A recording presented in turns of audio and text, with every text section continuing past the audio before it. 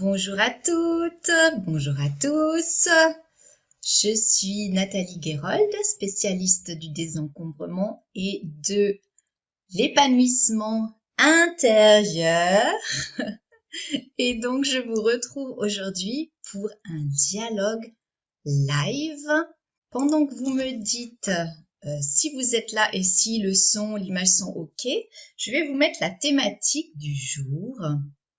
Consommation ou compensation. Voilà. Donc, consommation ou compensation, c'est la thématique du jour. Comment est-ce que les objets rentrent dans votre vie et quel rôle ils y jouent? Et je vois que Christelle est déjà là. Christelle, je suis ravie de te voir. Bonjour à toi aussi. Voilà, en attendant que d'autres personnes arrivent, vous pouvez me dire déjà si cette thématique consommation ou compensation, qu'est-ce que ça évoque pour vous? Il y a peut-être déjà des idées qui viennent directement, certainement que ça vous évoque quelque chose. Voilà, alors consommation, compensation, je vous invite à mettre ce que ça vous évoque. Et donc, moi, je suis venue avec quelques idées par rapport à cette thématique. Et pourquoi je vous parle de cette thématique en ce moment? Je trouve que c'est vraiment un moment idéal avec le fait qu'on est bloqué chez nous, que les magasins, un bon nombre de magasins sont fermés. Vous avez peut-être remarqué en vous qu'il y a quelque chose qui vous manque. J'ai une amie qui me disait récemment, moi ça me fait tout drôle, je vais faire mes courses au supermarché, mais d'habitude je passais encore devant les boutiques, ceci, cela, et puis maintenant je me sens un peu comme toute nue le week-end, là il me manque quelque chose, d'habitude j'allais quand même vraiment toutes les semaines un peu faire les boutiques, les vêtements, machin, les accessoires, et du fait que tout ça est fermé en ce moment à cause du virus, voilà. C'est une occasion de se rendre compte qu'il y a éventuellement quelque chose qui nous manque. Donc, dans quel domaine, comment c'est pour vous en ce moment? Quels sont les domaines où ça vous manque de consommer, entre guillemets? Est-ce que c'est des vêtements que vous auriez vraiment, vraiment envie de pouvoir faire les boutiques et pour assouvir ce besoin, vous vous êtes jeté sur les plateformes en ligne pour vous faire livrer, pour quand même arriver à pas vous sentir trop vide, trop bizarre? Est-ce que c'est les livres qui vous manquent, de pouvoir aller dans une bonne librairie, de feuilleter, de regarder toutes les couvertures? Est-ce que peut-être c'est les articles de décoration pour la maison? Vous aimez tellement ces boutiques où il y a des petites mises en scène, des assortiments, des tas de, voilà, les verres rouges, violets, verts, jaunes avec des couleurs du printemps, toutes les décorations de Pâques qui auraient été là, qui auraient été tellement belles, mais que vous n'avez pas pu vraiment aller savourer parce que soit les vitrines n'étaient pas faites, soit le magasin était fermé. Est-ce que vous sentez ce besoin que vous auriez tellement envie d'acheter des accessoires, des articles de beauté, vos crèmes, vos maquillages, vos vernis à ongles, vos brosses, vos barrettes? Est-ce que c'est ça qui vous manque? Est-ce que c'est peut-être des articles de bricolage? En plus, en ce moment, comme on est bloqué à la maison, c'est tellement le bricolage, c'est le moment idéal de faire ces petites coutures, ces petits tricots, ces petits techniques de serviettage, etc. Et puis, comme les magasins sont fermés, vous êtes sur les plateformes en ligne, vous en avez envie, vous commandez, voilà, ça vous fait envie. Est-ce qu'au contraire, c'est des articles électroniques, des choses peut-être pour la cuisine, à ce petit gadget, comme je cuisine beaucoup en ce moment, c'est ça que je voudrais, et cette recette, etc. Voilà. Regardez, je vous invite à prendre conscience, regardez en vous, quel est le domaine de consommation qui vous manque vraiment en ce moment, la chose qui, par défaut, il y a toujours en général un ou deux domaines où on a une prédilection, on peut pas vraiment se retenir, on a toujours des envies dans ce domaine-là. Voilà. Alors, voilà, je vais regarder ce que vous me dites. Christelle me dit, eh oui, ça m'arrive surtout avec les achats de vêtements. Frustrée à cause de XY, je m'achète un truc nouveau en boutique ou en ligne. Exactement. On a ces envies, on voit des choses où on a envie de découvrir de nouvelles choses et on a envie de les acheter. Voilà. Et on en vient avec ça au deuxième point que je vous invite, voilà, je vais encore boire un petit coup.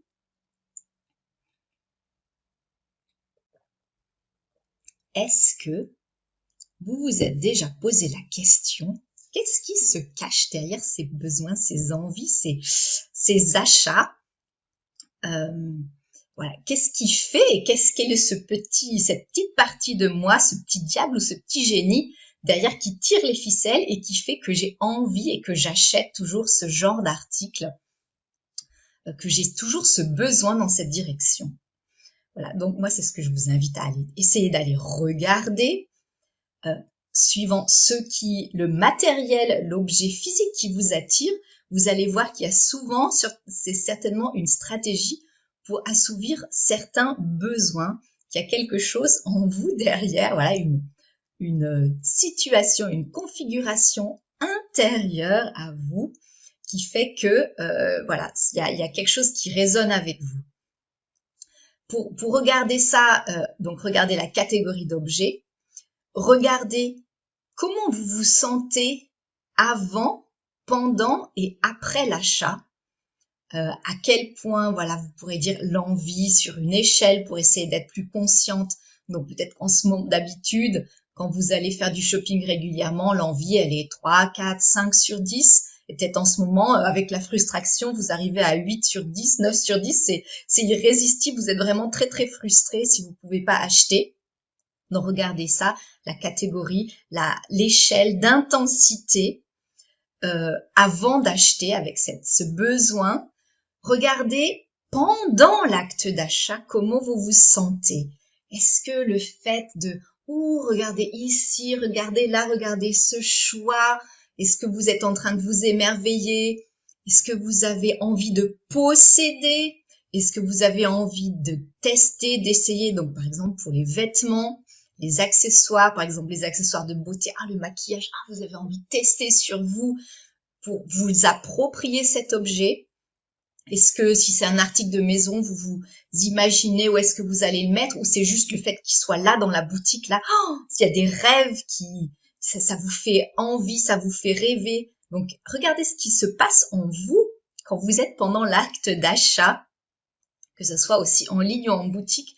Vous avez certainement des symptômes, des sensations analogues, bien que forcément quand c'est en live, en boutique, vous pouvez toucher, vous pouvez sentir. Il y a aussi des odeurs qui sont là pendant l'acte d'achat, des sensations tactiles qui peuvent être très, très intenses, très importantes pour certaines personnes.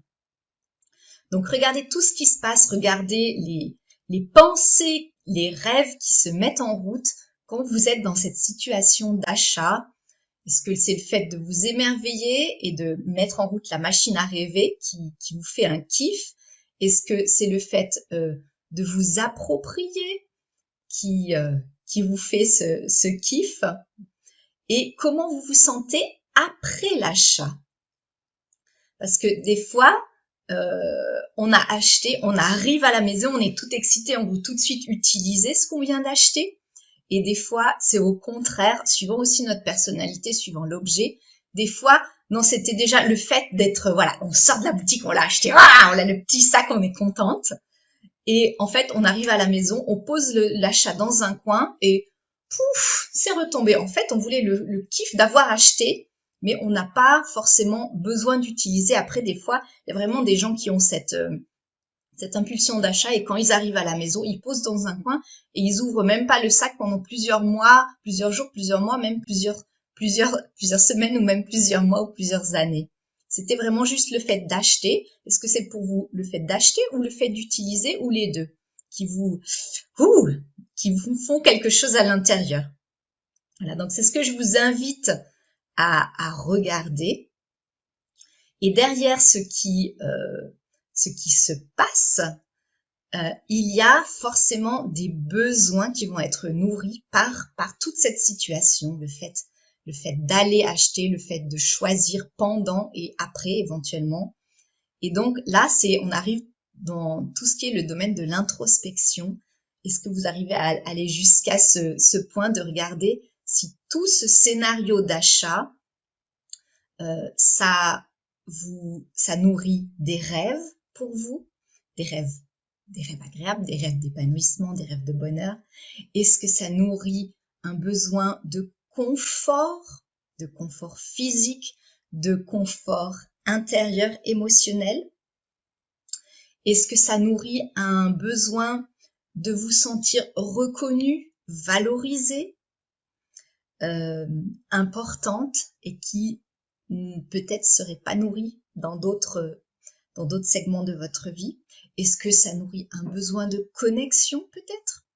Peut-être que vous adorez papoter avec les vendeuses, papoter avec vos copines après, ah ouais, j'ai acheté ça, ah j'ai vu ça, ah t'as essayé, etc., etc. Est-ce qu'après votre acte d'achat, vous vous sentez pleine, remplie? Ah, ça comble un vide en vous. Est-ce que vous vous sentez riche parce que vous avez acheté, c'est la nouvelle mode, c'est la tendance du printemps en maquillage, machin. Ah, ma maison, voilà, c'est la saison de Pâques. Alors moi, j'ai vraiment, voilà, je me sens à la page, je me sens riche, je me sens, voilà, j'ai les décorations, tout va bien, non, ça en jette, etc. Est-ce que c'est ça qui vous attire? Est-ce que c'est, par exemple, je pense aux gens qui ont des impulsions d'achat vers des livres ou des formations, vers peut-être des voyages. Est-ce que en faisant ça, vous avez un besoin de vous cultiver, un besoin de vous enrichir à l'intérieur, un besoin d'évasion, un besoin de curiosité?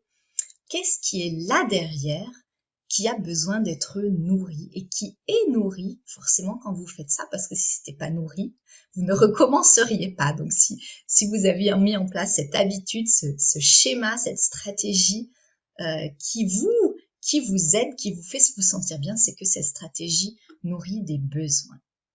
Voilà, donc je vous invite à observer en vous et puis à me mettre dans le chat, puisqu'on est dans un dialogue live, quels sont les besoins qui sont nourris quand vous êtes dans cette action d'achat. Et donc, voilà, peut-être justement, il n'y a pas de nouveaux commentaires parce que c'est pas si facile d'aller voir, de dérouler un peu ce fil. C'est comme prendre le début de la bobine et voir qu'est-ce qui se passe derrière. Le fait qu'on a beaucoup de vêtements, le fait qu'on a beaucoup de bibelots, qu'on a beaucoup de livres, c'est parce qu'on en a acheté beaucoup. Qu'est-ce qui se passe quand on achète beaucoup? Qu'est-ce qui se passe pour nous pendant l'acte d'achat? Qu'est-ce qui se passe avant, pendant, après l'acte d'achat? Quels besoins sont nourris? Donc, tout ça, c'est de partir de l'extérieur et d'aller voir jusqu'à l'intérieur tout ce qui se passe avant, qu'est-ce qui tire les ficelles. Et c'est pas forcément facile de le voir soi-même.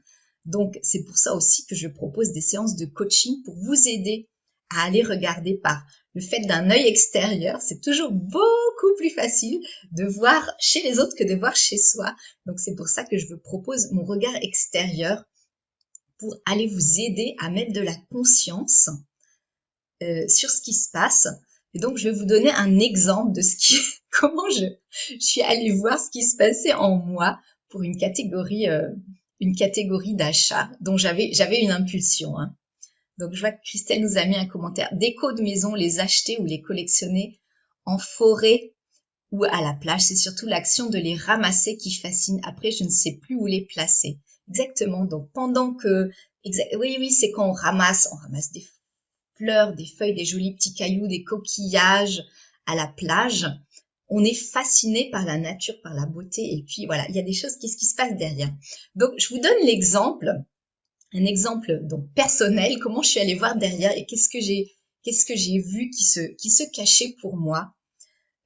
J'avais pendant des années une impulsion d'aller acheter des vêtements, mais pas juste n'importe quel vêtement. En fait, j'étais attirée d'une façon pas possible par les vêtements chics. Et donc, si j'avais suivi je me suis rendu compte, j'avais quand même au moins 4 ou 5 tenues et j'aurais facilement acheté bien une vingtaine de tenues chics. Donc, que ce soit des tenues pour aller à des mariages, des tenues de cocktails, des robes, des trucs chics qui en jettent à paillettes, les robes sirènes avec des couleurs flamboyantes, des tissus brillants, etc. J'ai toujours en moi une fascination pour ces robes et dès que j'en vois, je suis attirée, je sens moi, il y a quelque chose qui vibre. Et le problème là-dedans, bon, c'est pas d'en avoir conscience, mais c'est de dire, voilà, si ce besoin est tellement, si en général, si on n'a pas de conscience sur cette attirance, on cède à l'attirance et puis on tombe dans certains pièges. Donc, il y a le porte-monnaie qui se vide, il y a l'armoire qui se remplit, qui déborde. Et puis, comme il se passe pour moi, si je m'étais allée, j'aurais facilement eu les 3/4 de ma garde-robe, ça aurait été des robes de soirée. Et puis, j'aurais eu 5 t-shirts et 2 jupes. Et donc, c'est-à-dire rien à mettre pour tous les jours, mais tout le temps des robes de soirée.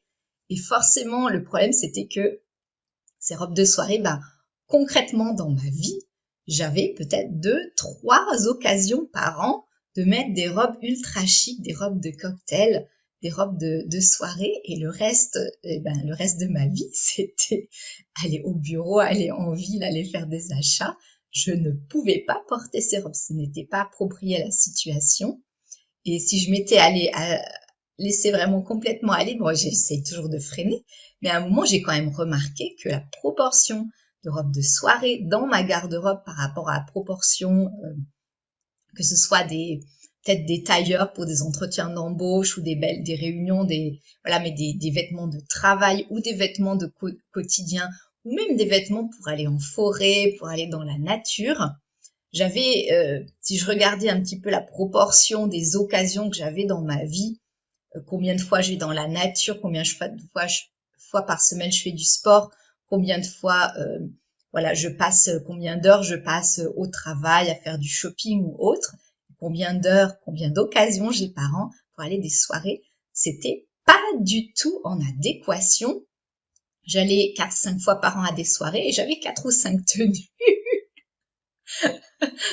pour des soirées, alors que j'avais aussi 4 ou 5 tenues pour tous les jours, entre guillemets. Alors que je passais 5, 6, 7 jours par semaine avec des tenues de tous les jours.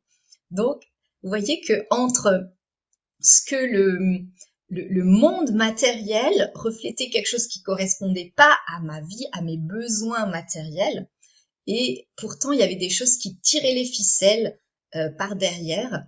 Donc j'étais tentée d'accumuler alors que c'était pas en adéquation avec mes besoins matériels. Mais pourquoi j'accumulais? Parce que ça nourrissait des besoins psychiques et émotionnels derrière. Et je pense que le besoin que j'avais, le besoin vraiment émotionnel, le besoin qui tire les ficelles, c'était le besoin de me sentir belle et de me sentir valorisée, de sentir que j'avais de la valeur et de me sentir en harmonie avec mon corps. J'avais pendant des années beaucoup de complexes physiques. Maintenant, ça va mieux, j'ai mieux apprivoisé mon corps. Mais je pense que c'était pour contrebalancer ces complexes que j'avais besoin de me sentir belle. Et donc, ces robes de soirée étaient en fait la façon dont ce besoin s'exprimait à l'extérieur. Et donc, en me rendant compte de ça, j'ai cherché d'autres stratégies. Donc, je vais vous en parler tout de suite. Mais d'ici là, vous pouvez me raconter aussi comment c'est pour vous, ce que je vous raconte là, si vous avez senti des besoins derrière vos comportements.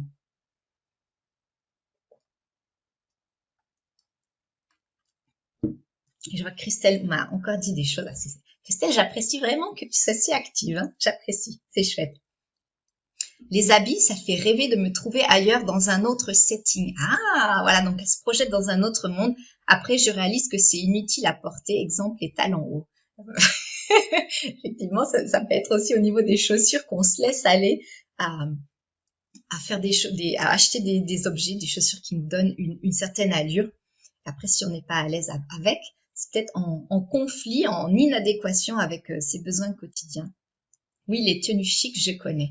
Ouais, voilà. Alors, voilà, je vais vous mettre vous expliquer comment moi, je suis passée à d'autres stratégies. Et donc, c'est effectivement quelque chose que je peux vous aider à faire en coaching, de trouver d'autres stratégies, que vous ayez une impulsion pour les vêtements, que vous ayez une impulsion pour les livres, que vous ayez une impulsion pour les articles déco pour la maison, que ce soit aussi pour les articles de maquillage, de soins corporels, que ce soit pour les articles ménagers à la maison, les petits vases, les nouvelles nappes, voilà, il y a toujours une catégorie d'objets où on a vraiment des impulsions, on n'arrive pas vraiment à résister. Alors, qu'est-ce que j'ai trouvé pour nourrir ce besoin de me sentir belle, de me sentir bien dans mon corps, de me sentir avoir une grande valeur sans passer par les tenues chic, les tenues de soirée. J'ai mis en place, j'ai regardé et en fait, il y a vraiment d'autres façons de nourrir ces besoins. D'abord, j'ai déjà, c'est tout bête, mais en fait, on n'y pense pas vraiment, de m'autoriser à utiliser les vêtements chics que j'ai déjà. Donc, quand j'ai une occasion, au lieu d'aller, je veux dire, si je sors au restaurant ou au cinéma, ben, pourquoi pas mettre une robe chic. Après, je peux faire dress up, dress down, la mettre un peu plus chic, un peu moins chic. Si je me rajoute en plus un chapeau, des bijoux, etc., ça va peut-être être too much pour aller juste au restaurant. Mais peut-être qu'en mettant avec un petit pull ou des talons plats ou quelque chose, eh ben, je peux quand même porter ma robe chic dans une occasion que j'ai déjà vraiment maintenant. Donc, m'autoriser à les utiliser, donc ça peut être les tenues chic, et aussi m'autoriser dans les tenues au quotidien que je mets, à utiliser les vêtements que je qualifie de les beaux vêtements, que souvent j'ose pas prendre parce qu'ils sont neufs, ou parce qu'ils sont un petit peu plus chics, ou parce que c'est le pantalon blanc qui salit vite, et à cause de ça, je m'autorise pas à l'utiliser au quotidien, et après, en fait, finalement, ça reste dans l'armoire. Donc, m'autoriser ces choses où je mets l'étiquette de plus grande valeur, ça me permet quand même de me sentir aussi belle, de dire, voilà, bah écoute, le pantalon blanc, ce soir, il sera sale, le pantalon beige, il sera sale, mais tant pis, je le mets, il passera à la lessive, et je veux profiter d'avoir vraiment ça parce que je me sens bien, je me sens de valeur, et puis c'est un petit plaisir, c'est un petit luxe que je m'accorde de mettre un vêtement juste une fois, et puis après, tant pis.